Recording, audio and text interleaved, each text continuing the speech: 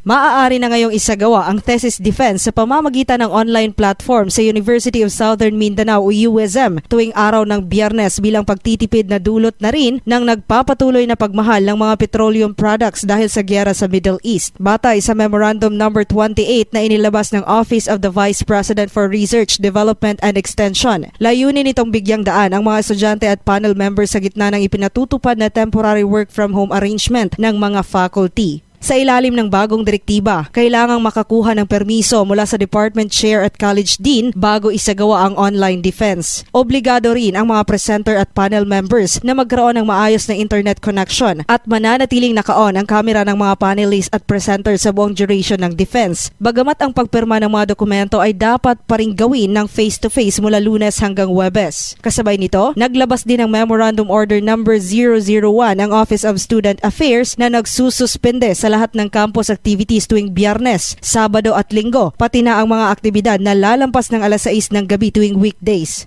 Ang hakbang na ito ay bahagi ng energy conservation measures ng universidad at pag-angkop sa binagong schedule ng mga kawani. Pinapayuhan ang mga student organizations na makipag-ugnayan sa kani-kanilang mga departamento para sa rescheduling ng mga naantalang programa o paglilipat ng mga ito sa online mode. Inaasahan na susunod ang buong komunidad ng USM sa mga bagong direktiba para sa maayos na operasyon ng pamantasan.